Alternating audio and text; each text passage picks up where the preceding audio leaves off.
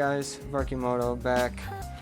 We just replaced the blinkers on that. You'll see that in another video, but I wanted to do, since I'm out here and I got it all kind of taken apart, I wanted to do a full review of the 2016 Hawk and what I think about it. Now, first off, I bought it for like $1,800 around, and I got it from a dealer, so it came with that included the plates, the assembly fees, and all that stuff. There's websites you can get it on for around like $1,300, but that's like shipping it to yourself, and then you got to put it together yourself and all that shit. And I didn't want to do that. I just wanted to get the bike, so I bought it at the dealer, paid an extra $500. It wasn't too bad. First off, when I first got it, the carburetor, when I first got it, was absolutely trash. The stock carburetor on there is terrible, and I would definitely recommend changing it to the Mikumi carburetor that I'll leave. All these parts I'm talking about, I'm gonna leave links to in the description, so don't worry. But you change this out, and then you put a 110 jet on there, and you're good to go. And if you guys need any help with that, I can definitely do a video on that, because that's not too hard to do. The other thing I noticed when I first got it was the speedometer over here. The speedometer there, the gas gauge broke about a week and a half after I got it, and then the miles per hour have consistently been like 5 miles off. And then over on this side, the rear and front sprockets, the stock is a 15 in the front and a 50 in the rear. I changed out the 50 to a 45 back here, and I changed out the front to a 16 just because the 17 didn't really, I was kind of worried about the clearance there. So I put the 16 on, and it gave me it added about 10 miles per hour to my top end. So that was pretty good. Oh yeah, you can order a new speedometer.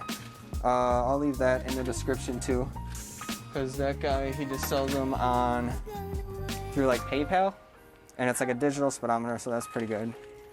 But as far as the Hawk itself, it's a pretty nice bike. It rode pretty good when I first got it. Needed a little break-in period, but you know, most bikes do. After I did the break-in period and I changed the carburetor, I've been hitting trails with it, and it does great out in the desert. Off-roading capabilities on this thing are awesome. The front fork is a little iffy, so watch out for that. Don't be hitting any big jumps, because I've bottomed out the front tire like on just simple things, and I hear it hit my fender, so but other than that, it's a pretty great bike. I've had it for a while now. You saw I have 1,500 miles on mine, so I've been riding it a decent bit, and I usually try to get out once a week at least out in the desert, and it's like my everyday rider right now. So if you're looking at getting a Hawk, I would definitely recommend it. They're a fun bike, they're a cheap bike. If you need a bike and you ain't got enough money to bust out a Yamaha or anything like that, get a Hawk. They'll suffice your need for a motorcycle until you can save up to get a good one, because that's pretty much what I'm doing.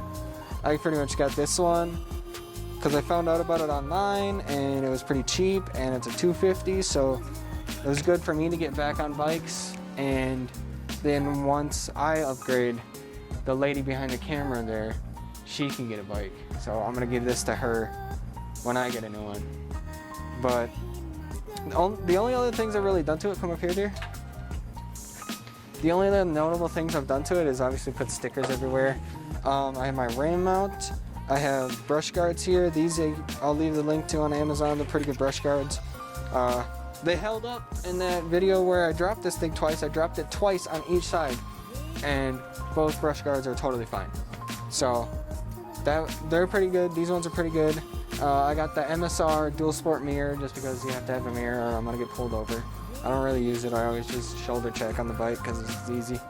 And then I got the GoPro branded second cam mount right here, because I had the Chinese handlebar mount over here, and then I fucking broke it. So I've done the airbox mod, you know, signature Motocheez airbox mod, and that seemed to help the airflow a little bit better.